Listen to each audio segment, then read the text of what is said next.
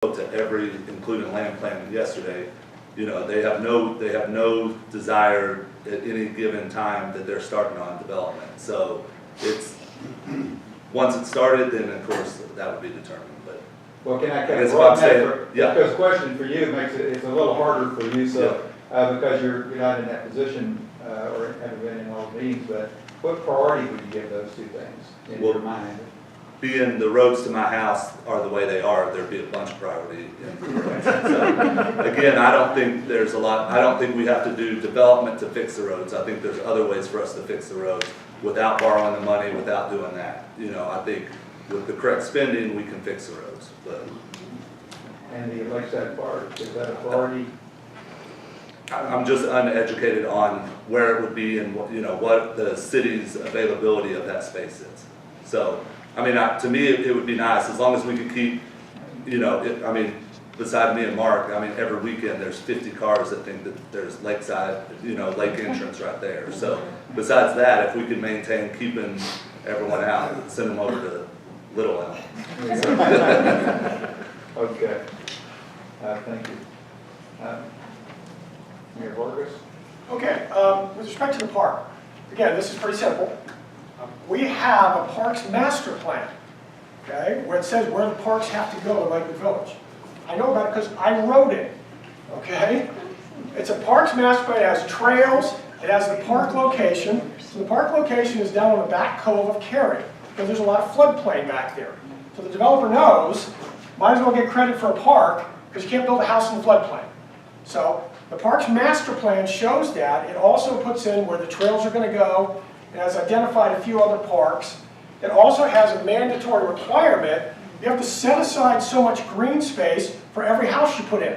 So for every 20 houses, you got to give us an acre. Another 20 houses, you got to give us an acre. You got to set aside land for green spaces. Okay, that's in addition to the parks and the trails. It's all in our parks master plan. So you can go up and you can pull that down. It's part of our master plans. I wrote it. Okay, and it was approved by the city council several years ago. Okay, as far as the concrete streets or the roads go, okay, there's no way to cheaply fix these roads. The base is shot. Okay, there's not magic dirt under the roads. It's the same dirt that's under your houses. Why is everybody peering and having foundation problems? Because it heaves up and down. Okay, we're not going to fix the roads for dirt cheap. They're not fixing them. Putting chip and seal, I agree. I agree with Brent. I'm sure it's dirt cheap. It doesn't fix anything. It doesn't do anything. Okay. Let's fix the roads right. 4 years ago, we put these roads in. We haven't spent one nickel on these roads in 4 years, not a penny. Okay? We can't patch these. There's no curb. There's no place for the road to go. It keeps falling off. It keeps heaving up and down. Look, we deserve concrete streets. Why not make us the best we can be? We've got the money. We can easily borrow the money because our finances are great. Let's do it. Let's do it. Let's get the best streets we can get. Let's do this thing. It's not hard. We can do it.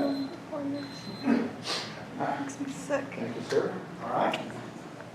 I think I go first now. You get to go I first. think Brent went first. Yeah, unfortunately.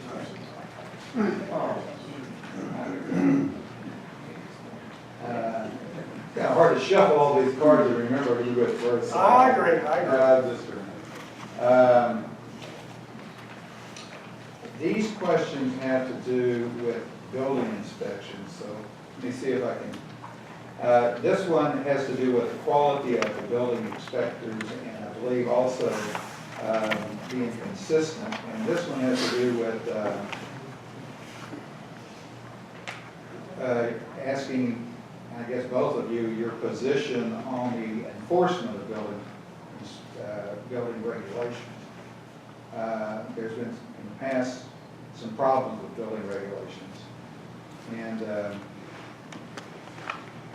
this one kind of rolls into that. It has to do with saying that several times that the decisions are being made by just one person, not necessarily by building inspectors. So, kind of a roundabout question, but all has to do with building inspections. Okay. Have a broad brush there. okay, I think you guys, Right? yeah. Okay. All right, first off, again, let me go back to an ordinance that we wrote. We had a problem several years ago where the mayor got involved in a building inspection. The mayor was on a board, served on a board with someone who was building a house here. The husband was a home builder. So the mayor got involved and essentially tried to force the building inspector to pass the inspections. So we had a problem with that. So we rewrote the ordinance that says the following: the building inspector does not work for the mayor. The mayor does not have the ability to fire the building inspector. No city council member may be on site of any inspection. We're not allowed there unless the building inspector in writing asks us to be there. I cannot tell the building inspector what to do. He calls code. He calls code. He's got 40 years of experience. He's done something like 300,000 inspections. He writes the study guide to get your license to be a code inspector. This guy is a stud when it comes to building inspectors. We are lucky to have him. We need him because everything I was a custom built. It's not a cookie cutter thing like you're doing up in Prosper or something. Everything's unique. We gotta have an expert that knows stuff that's unique. I don't have anything to do with the building process. I know that some people like to make stuff up, like I approved something. I did that. I can't. I don't have anything to even sign to let anything happen. I am expressly, by ordinance, I cannot get involved in the building process. Building codes are life, health, safety. I don't know a McMuffin valve from a McGathylator switch. I don't know anything about building codes. I'm not going to overrule the building inspector and say, yes, you can do that, or no, you can't. I have nothing to do with building by ordinance. Okay? They've actually got this figured out. There you go. I can bake a cake now. So, and I know a bunch of residents have told me recently that people have been telling them that the whole reason I'm running is because I was upset with the inspections done on my house and that all the fees and all that that my builder got, which is incorrect. Now, this is my 5th home I've ever built. What was different about what happened here was normally, and I mean, I just built a 118,000 square foot facility that my office is in. I'm very familiar with the building process. So when most inspectors come out, they find a series of things, they write it up. What happened with my house was they'd come, they'd find one thing, they'd leave, they'd come find another, they'd leave, and so it was a difficult process. So now that's my only experience with the city on that. Now, in the city, the inspectors are supposed to protect the residents. That's their whole job, is to protect them from the builders. It's not, you know, I mean, their whole job is to go in and find all the things that are wrong to protect us, not the reverse of that, and people get upset and say, well, he found this, he found that. You know, I'm sure there's some times that it's right on the wire of what's right or wrong, but the inspectors are supposed to be. I think we have 3 of them on staff right now. So, I mean, again, a little bit uneducated in all the other issues that are on that, except for the process I had. I mean, it was a very difficult process building in the city, I'll just say that. So I've got friends that have bought lots and had realtors tell them, you know, that our city is difficult to build with. I want to fix that.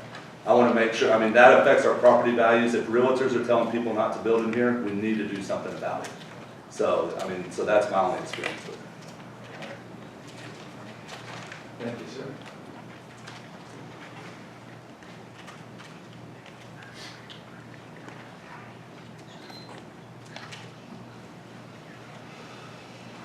Okay. All of these questions have to do with budget and finance. So I'm going to try to, and many of them are duplicates, so I'm going to do my best to ask you guys questions related to this. And who is first? It'll be me again now. Okay, good.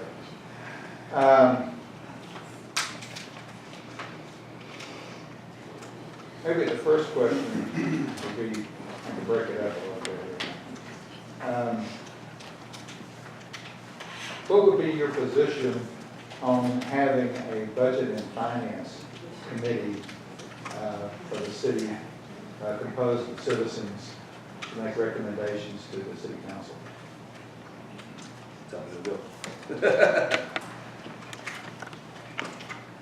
course, that's been a hot topic. If you've come to council in the last 5, 6, 7 months, it's been the hot topic. So, I mean, I think any time that we can get a group of people that are qualified and understand to give us a hand and help us, I think we'd look into that. I mean, I think it's, to me, I want to understand, in my business, if a group of my guys were qualified and said, hey, we want to come and give you some extra help, you know, double check, cross, you know, T's, dot I's, I would definitely be up for us having that. I mean, there's other committees I would think that would be great for us to have, but on the finance part, I mean, to me, that's one of the biggest things that we need help in the city on is the budget. So we don't do budget workshops, we don't do a lot of the things that all the other cities do. That's something that we have to do, so. Yeah, just to expand on that, because you still have a little bit of time, what would be your vision of what that committee would do? What would you ask them to do? So, I mean, that's a hard, that one's longer than probably the 2 minutes, but, Okay. I mean, part of that would be, historically, I mean, we sold a lot last year because we were over budget. I'd figure out, I'd have that committee look to see what we did last year that we want to do again this year. You know, what have we done the last 5 years to see how we can improve? You know, all those things, we're talking about the time it takes to be a mayor. We have people offering their time to help and we're not taking it. So, I mean, there's a series of things I think that we could do, just like with the ordinances, just with a lot of those things. There's a lot of that we could reach out and form committees and do things to make the city better. Thank you.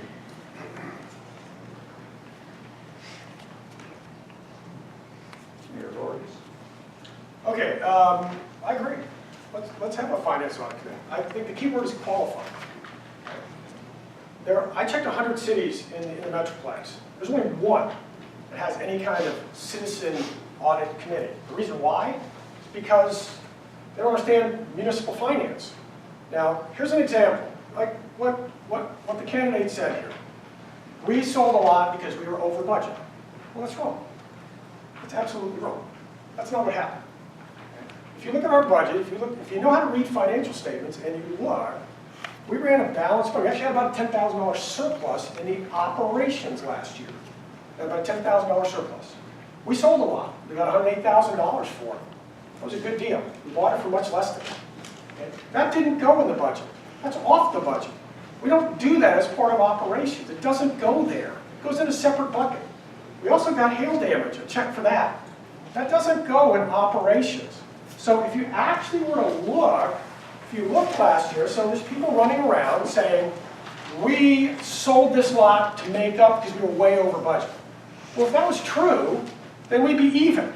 Right? If you looked at our general fund, then if we were way over budget, we sold this lot to make up for it, we'd be even. Mayor, if I may interrupt you for a second, can we stick with the Budget and Finance Committee question? Well, but he said that he talked about that we sold a lot, we were over budget. Okay, so in 2017, we had, in 2016, we had $119,000 for the audit. Next year, we had $248 in the general fund. We had over $120,000 more money the next year. It's because we sold a lot. The lot doesn't count against your budget. It's separate. Well, sir, but still, the Budget and Finance Committee. So as far as the finance, I agree. But they got to be qualified. If you don't know how to read financial statements, your recommendations don't mean anything. Okay. They're struggling to find people that are qualified. Thank you, That's sir. going to be the issue. Thank you.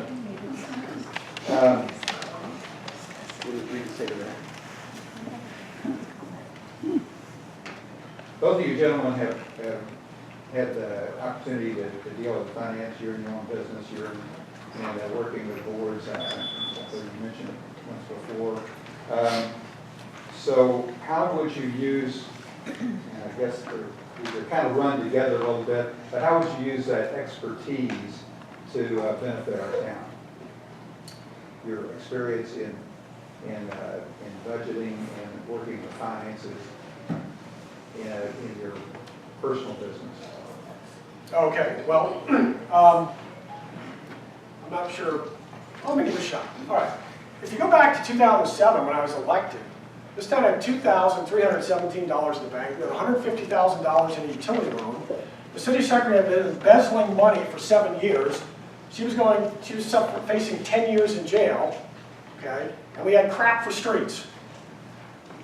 So for the last 10 years, that's what I've been doing, is the finance. And I've been doing it all. 2008, we wrote an ordinance that put me in charge of the city funds. I've been in charge of city funds for almost a decade. Okay? I've done the only 10 audits in this town's history. They tried to do an audit before, they never did one. That's how she embezzled all the money, because they never did an audit. So I've done 10 years of audits, clean, perfect audits. We have $400,000 in the bank right now. We'll have $500,000 by the end of the year. We're $130,000 ahead of last year. We're doing great. We're super efficient now. It was tough when we first put the roads in with the bond payments. We're over that hump. We're now rapidly accumulating money. That's why we're ready. We can move the next set of roads up. We are in great shape financially. I will let anyone out there, anytime you want, come to me. I'll log in on my computer and I'll show you our bank accounts. Anytime you want, I'll show you the money. Just like Tom Cruise, I'll show you the money, okay? You want to see it? Let me know. Okay? So I've been doing it for a decade. I've been running the finances for this town. We have a AA credit rating. At one point, our credit rating, we didn't even have one because we had no financials. No bank would loan to us. Okay? So financially, we're in great shape. We're in terrific shape financially. Okay? And we're only getting better. That's why I went and asked the bond companies. I asked our financial advisor, what's it like if we go out and borrow money? No problem. The banks are lined up. You guys are at great credit risk. Everybody's ready. Our interest rate on our bonds is less than 2%. We went to the marketplace, less than 2%. Sir? Okay? It didn't beat. I know. It didn't beat, but it went down to zero, so I can't explain it. I can't explain it. That's on It's a mystery. Okay. It's a mystery. There's a lot of latitude, Brent, in that question. Yeah. Because it covers a lot. It has to do with how you use your experience as a business owner to benefit this town, and how do you view applying it? And feel free to talk about your own philosophy about finances. So what I would, of course, having started a business and growing it to over $12 million a year in sales and all that stuff, I would assume that I'm qualified for what that growth is. You know, to bring on the amount of employees I have. 30, you're gonna have to cut me off 30 seconds. Yeah, sure. Get somebody else to run. But when it comes to qualified and all that stuff, you know, of course, I think there's a bunch of qualified people here. But my thing is, I think I could come in here. I mean, being in those meetings, and it's very confusing on the meetings. I will post. You know, I mean, I would love to come to the council meeting and open up our bank accounts and show everyone instead of just one person. You know, I would think every time we start with the budget and show it. You know, online it would be real numbers, not what's on there now, real numbers, what's on it. But I'm straight, I apologize. So, but I mean, I would just use my expertise of what I've done to grow my business, to grow everything that we've done, bring that education into the city, and from that, hopefully, you know, make this place a lot. And I'm not saying a lot better. I mean, there's a lot of good people here and all that. I love where we're at. I just think that there's a lot that we can do. So I strayed again. I apologize. No problem. That's pretty much an open-ended question anyway. It had to be because these are a little bit, wow.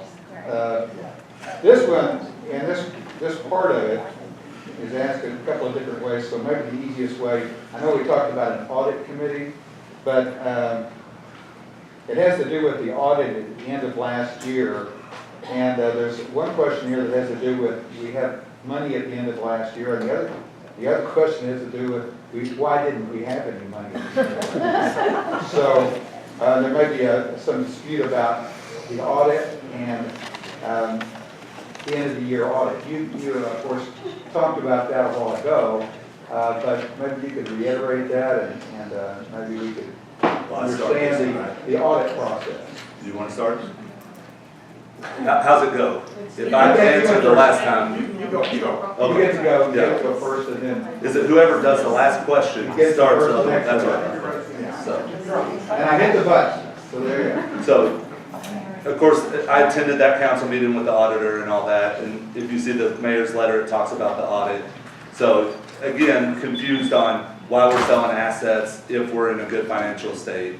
You know, if we have $400,000 in the bank and all that stuff, why are we selling assets? I mean, if property values are going up, why are we selling it right now? So, we reread it. Straight again. These questions here, one is asking about why we had money, how much money did we have at the end of last year that we had money, and then the other one Yeah. is why didn't we have any money? Well, from what I saw at the meeting and all that stuff was that we were behind, and that's why we sold. And I was at the council meeting when we voted to sell or when they voted to sell the property. So I'm confused where we didn't need the money and sold it, but so to answer that, I'm a little uneducated on my part, just knowing from what I've seen at the council meetings. Okay, well, I apologize, maybe I just didn't exactly get to that question so well, but it does have to do with the year-end audit, and Mayor, would you like to comment on that? Sure. please?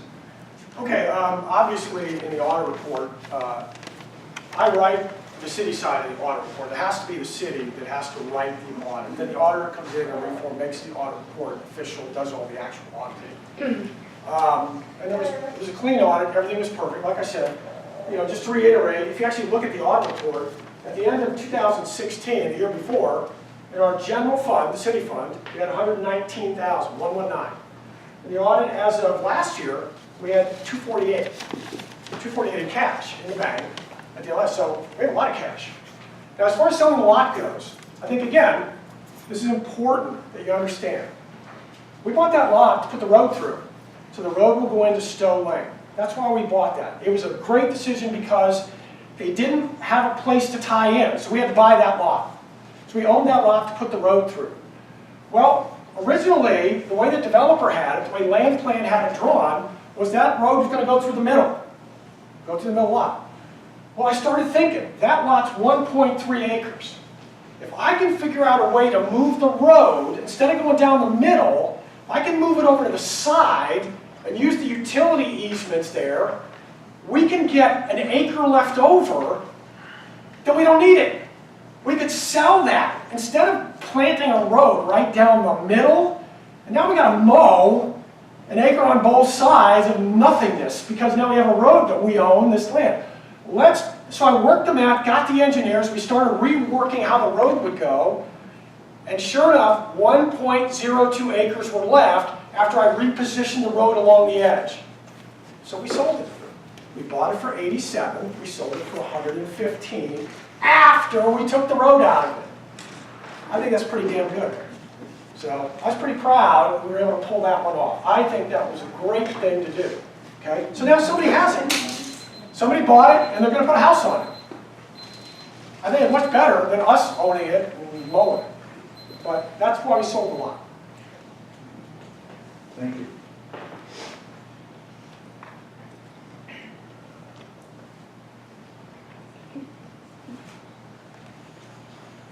This one has to do with the budget. I don't know, it doesn't combine well with anything. Someone's going to read it, give you an idea of what I'm dealing with here. It's all your fault, too. It is against Texas state law to spend over budgeted on any line item. Why has the town consistently run over budget each year since you have, well, since you're the mayor, but since you both have lived here? Right? I believe you finished, right, last, or the next you first? Okay. Okay, so this is a great question. So when we do the budget, we have a choice to make. Okay?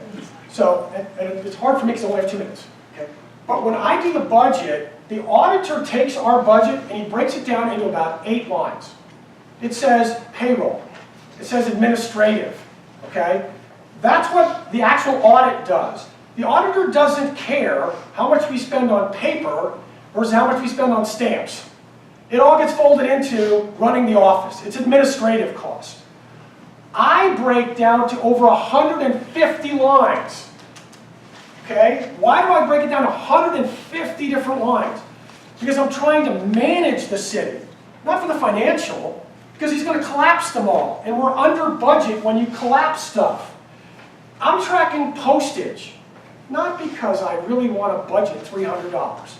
I put a line in there for postage because we now let you get your bills electronically. We have this new software for your electric, for your utility bills, and I want to be able to track how much we're saving in postage by being able to do this software, to email it to you. Well, you can't do that unless you track the line. So I have lots of lines. I don't put the electricity for the well number 1, the sewer plant, the other pumps over here. I don't separate them all out because I want to budget how much the blower motor is going to use in electricity.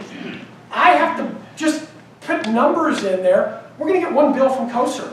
But I want to know when I re-engineer the blower motors, when I go back and re-engineer, I want to be able to measure how much we saved. Well, I got to track the lines. That's why there's over 150 budget lines. And the auditor takes all that and makes it into about 10. Because they're not tracking, if you go to the grocery store and your budget is on groceries, your financial guy doesn't care whether you do it on Cocoa Puffs or whether you buy filet mignon. They don't care. So that's why there's so many lines in the budget. Thank you. You do me a favor and reread it. Sure. It is against Texas state law to spend over budget on any line item. Why has the town consistently run over budget each year since you've lived here? Well, and so I'm going to go back how I'm translating this and being at the meetings. And like I said, I urge everyone to come to the meetings. It's very important to see this instead of just hearing it one time from him or me to say it. But this has been brought up from other council members. The state law regulates what we do. It's not based on how my business goes and does all that. This is a voluntary position. It's the council's position to protect our money. So the reason there's the law is for them to protect it. So it's not because we want to take, and build it. In my business, we have tons of stuff that you have to budget. In your household. And the difference I would do is, I won't play with the flooding, sorry. So, but when it comes to that budget part, we consistently budget a certain deal and then go over, and then budget, and then at the very end we regroup it. If you read the translation of the law, we're doing it incorrectly. So again, I could go on a whole deal of legal fees and all that stuff, but if we keep passing over that line and trying to make our own rules, we make our liability go up substantially. So I think we need to abide by the state rules. The Texas comptrollers or not the comptroller, but I'm drawing a blank, who regulates that, but we have to abide by those rules. It's to protect us as citizens. Okay, thank you. I think it's only appropriate that I do point out that there is an audit each year of the sound budget. It was just signed off by an auditor. Now, I know that's done, but that doesn't say it excuses anything, everything that you guys have both mentioned here today. It's just a fact that does exist in the state law. So, there is an audit. There are some other sort of what I would call one-off questions here, so maybe I can work those into the same financial questions. One of them has to do with how do you see the growth of the town paid for? Commercial taxes being higher and that sort of thing. What is envisioned to pay for the future improvements? And I guess you answered. Yes, sir. So again, when it goes to the development, and like I said, having had several conversations with all the landowners, the different developers in here and all that stuff, commercial versus residential, there's several options. With the right program, it could all stay residential. I find it hard that someone's going to want to build a house against El Dorado with it backing up to, a storage facility and all that stuff. So I think at a certain point, we're gonna have to fall into some form of commercial. And I think as a city, we just need to protect ourselves and create guidelines and regulations and ordinances that protect us of what goes in there. So we're not putting a Walmart over there doing things like that. I mean, I don't think any of us want big stuff coming in to draw a bunch more people in. But, I mean, generating the revenue in from commercial would help on certain things. You know, doing development over here would help on certain things. I mean, if we do the right development and we work with, I mean, land plan, if anyone's ever seen Chapel Creek, which is the development land plan did in Frisco, it's a beautiful development. So, I mean, it's very high price point and all that stuff. That would help all of our property values. You know, I mean, the entrance, you know, we don't own the entrance. Eric Hancock owns the entrance. You know, and we have a very poor relationship with him. He sent a letter this week, we trimmed his trees without asking and all that stuff. We've got to rebuild our relationships with all these developers and all that stuff so that we can start doing, I trickled off there again, sorry. So, I'm gonna get a hand slap here in a second, so. What's the question, Sarah? The question has to do with, how do you see the growth in the town being paid for if commercial development pays more taxes and residential development, that sort of thing, with the viability of commercial or paying for the town? Again, this is an area where we totally disagree. There's absolutely no reason for us to have commercial. There's no reason for us to do that. We get 1% sales tax. Okay, I went to Little Elm today, and I looked and saw what their little strip center there had. Quick Car Lube, Mattress Guys, Margarita Hut, Enterprise Rent-A-Car, Little Elm Craft House, Farrell's Body Shaping, Maharaja Indian Restaurant, and Cadillac Art Frames. All of that is 4 minutes and 8 seconds away from Lakewood Village. Why in the world do we want that stuff here? Okay? Have you ever seen a strip center get knocked down for residential houses? Never. All they do is re-rent it to something else. Now here's the thing here's the big unsaid thing. So let me get this out there, everybody understand. Okay? You can't zone something ice cream store with lollipops. It's retail. Once you allow retail in, you must allow sexually oriented businesses. They are legal in the state of Texas. You are not allowed to zone them out. You cannot zone out sexually oriented businesses. You can restrict where they can go, but you can't say they cannot exist. Not allowed. You have to allow them to exist somewhere. Well, the good news is, you can pass an ordinance that says, when that mattress shop fails, you can't have a sexually oriented business within 500 feet or 1,000 feet of the school or the church that we have in Lakewood Village. That we don't have in Lakewood Village. We don't have any of those in Lakewood Village. Okay? That's the big problem. Once you allow commercial in, you've opened up Pandora's box forever. You can never get the commercial out. And once it's in, they can rent it to anybody they want. Yes, Walmart's not coming. That's big box retail. But there's no difference. No difference. Look at Little Elm and look at those strip centers and see what's in there. Thank you. That's what you see. Thank you, sir. It's beeping again.